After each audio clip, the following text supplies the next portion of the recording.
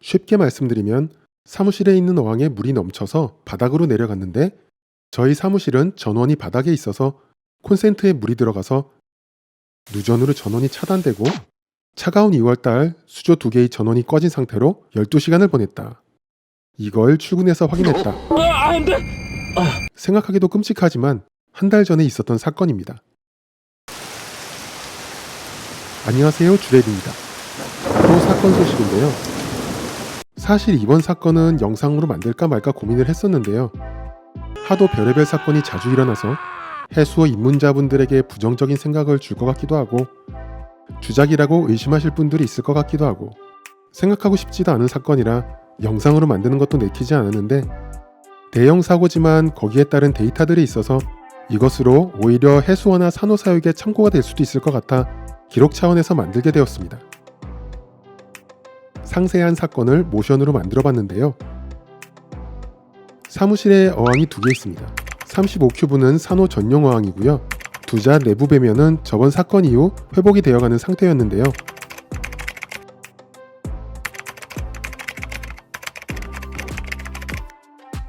스키머에 관련된 사건이라 니들휠 스키머에 대해 잠깐 설명드리겠는데요. 스키머는 아시다시피 거품을 만들어 물속의 찌꺼기를 제거하는 장비인데요. 펌프가 물을 올릴 때 에어가 들어가서 잘게 부서져 거품을 만드는데 일반적으로는 안 그런데 스키머 사이즈에 비해 펌프 파워가 좋은 스키머의 경우는 에어가 들어가는 부분이 막히면 파워가 오버돼서 넘치는 경우도 종종 있는 것 같습니다. 이번 경우가 그랬는데요. 그러니까 지난 2월 21일 밤 35큐브의 스키머가 자주 청소를 해주지 않아서인지 니드릴 펌프와 공기가 연결되는 부분에 물이 들어갔던지 소금으로 막혔던지 여튼 니드릴 펌프가 더 이상 니드릴 펌프가 아닌 수중 모터가 되어버려서 물을 막 부어마되었던 것 같고요. 컬렉션 컵이 넘치니 연결된 호스를 타고 오물통으로 갔다가 오물통도 넘치고 책상 아래 바닥으로 흘러 넘치고 넘쳐서 결국 바닥 콘센트에 물이 들어가 차단기의 전원이 차단되어서 사무실은 정전인 상태로 12시간 정도를 보내게 되었죠. 사고로 인한 상황은 이렇고요.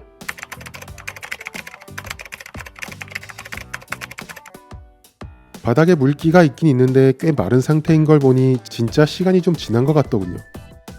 차단기가 죄다 누전으로 작동을 안 해서 관리실 아저씨께서 오셔서 급한 대로 차단기를 바로 멀티탭으로 연결해서 수조 2개를 가동했습니다. 경황이 없어서 당시 수온이나 상태를 대충 스마트폰으로만 남겼는데 산호들은 이렇습니다.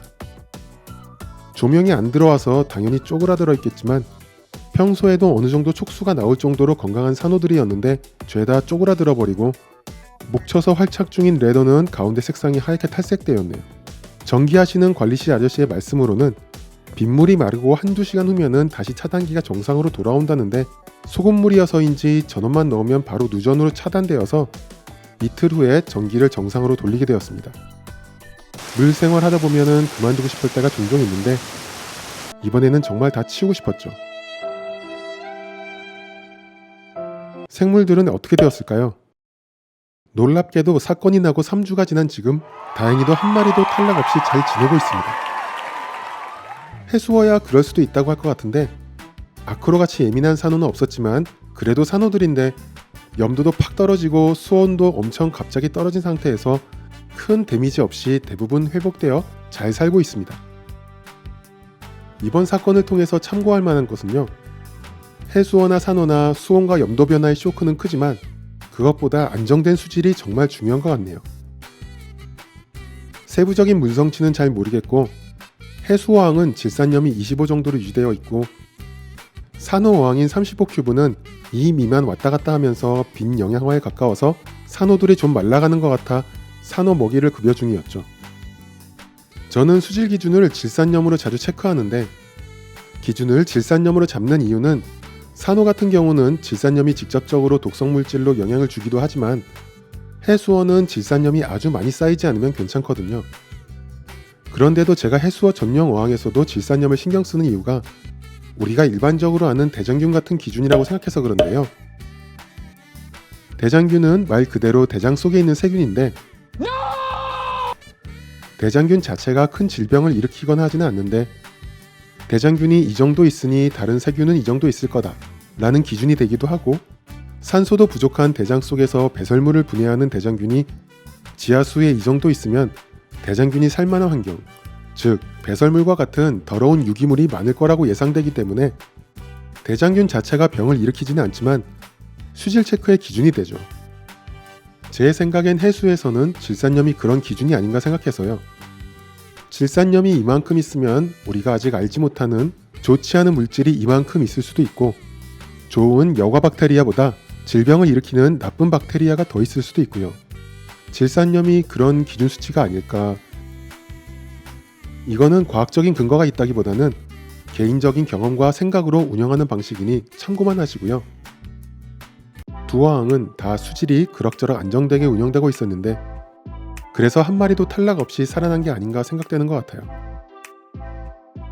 안정되고 깨끗한 수질 안에 있으면 다른 쇼크가 올 만한 일이 있어도 빠르게 복구가 되면 생물들이 회복되는데, 불안정한 수질 속에서 산호도 해수어도 스트레스 상태로 지속되어 있었다면 수온이나 염도 쇼크를 이기지 못하고 죽는 것 같습니다.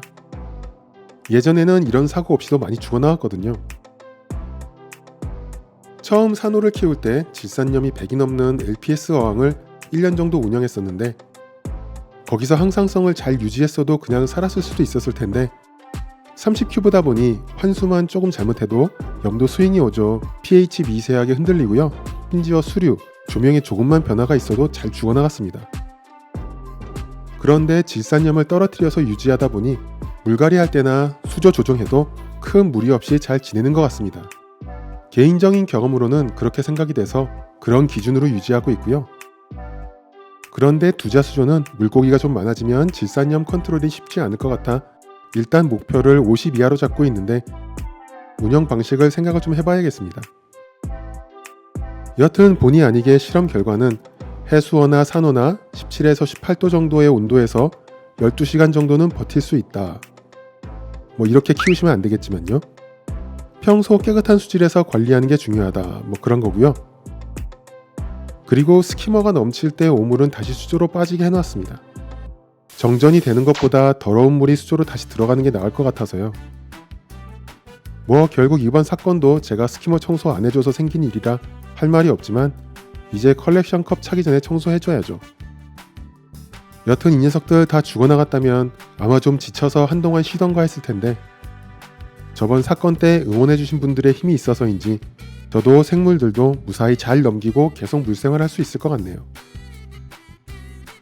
긴 영상 끝까지 봐주셔서 감사하고요. 구독과 좋아요도 잊지 말아주세요.